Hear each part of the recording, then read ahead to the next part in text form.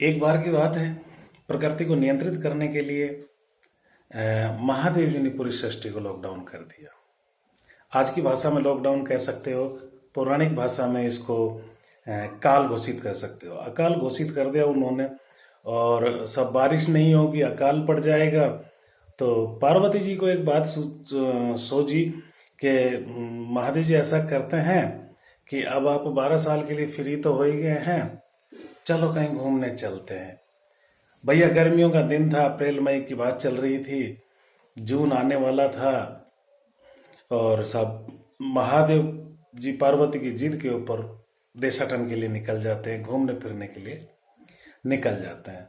चलते चलते चलते चलते वो घूमते घूमते 1 महीना 1.5 महीना इधर से उधर उधर से उधर वो अपने अच्छे अच्छे पर्यटक स्थलों पर जा रहे थे, अच्छी अच्छी जगह घूम रहे थे।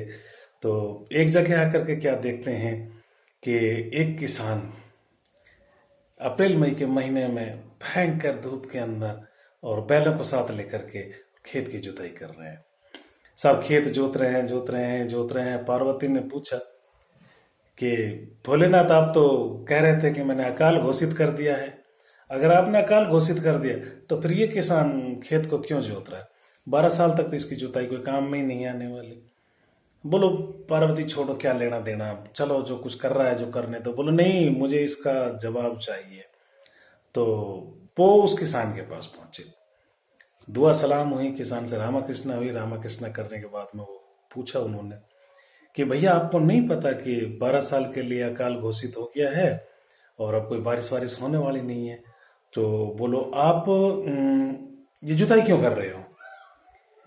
तो उन्होंने कहा कि मुझे लगता है कि आप भी भोले हो, ये करना बहुत जरूरी है। बोलो क्यों क्यों करना जरूरी है? अभी इसकी जरूरत नहीं है, जब जरूरत पड़ेगी जो उससे पहले कर लेंगे। बोलो देखिए,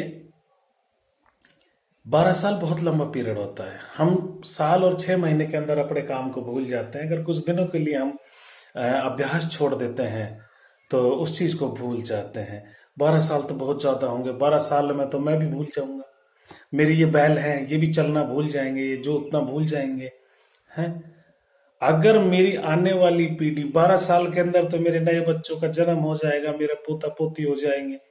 जब मेरे बेटे को ही ये चलाना नहीं आएगा तो मेरा पोता पोती इस कार्य को कैसे सीखेगा? इस तरह से तो हमारा ये व्यवसाय खत्म हो जाएगा। पार्वती ने बोला कि भोलेनाथ, ये किसान तो सही कह रहा है, ये तो किसान तो बहुत सही कह रहा है। इनकी बातों को, एक मेंढकी होती है मिट्टी के अंदर, जो मोटे मोटे मेंढक निकलते हैं उसको टैड बोलते हैं, वो सुन रहा था। टैड ने सोचा कि यार किसान की बात में दम है, अगर मैं टैडाना छोड़ दूंगा, मेरी आवाज निकालना बंद कर दूंगा तो मेरे बच्चों का तो मुंह ही बंद हो जाएगा। किसान की बात को सुन करके वो मेंढकी थी वो टर्राने लगी। उसकी बात को सुन करके मोर था, उसने देखा कि मेंढक बोल रहे हैं तो बारिश के संकेत है, तो वो मोर भी अपनी आवाज में बोलने लगा। अब मोर की जब आवाज उन्होंने देखी, बादलों ने सुनी कि यार मेंढक और मोर बोल रहे हैं, कहीं ऐसा तो नहीं है कि तेरे साथ कुछ गड़बड़ी हो गई हो और तू इसी वर्ष ना भूल गया हो, काफी दिन हो गए, कहीं भोलेनाथ ने लॉकडाउन को तोड़ दिया हो, भाई अकाल को खत्म कर दिया हो। तो बादल भी वहां से गरजना स्टार्ट हुआ। अब जब बादल भी गरजना स्टार्ट हो गया तो महादेव जी मजबूर हो गए। बोले यार, जब पूरी सृष्टि ही अपने कार्य को करने में लगी हुई है तो अब हम क्या करें यार, कुछ ना कुछ करना होगा, इनको रोकना होगा। तो पार्वती उनसे कहते कि बोलो भगवान, देखिए कहीं ऐसा तो ना हो कि आप अपने शंख को बजाना भूल गए हो। महादेव जी बोले थे, उन्होंने कहा कि यार बात तो सही है, इसकी बात में दम तो है।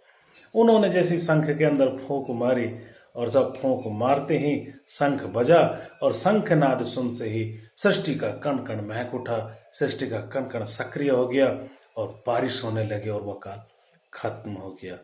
दोस्तों, बड़े बुजुर्गों ने कहा है कि करत करत अभ्यास के जरमत होए सुजान, रसरी आवत जात से सिल पर परत निशान।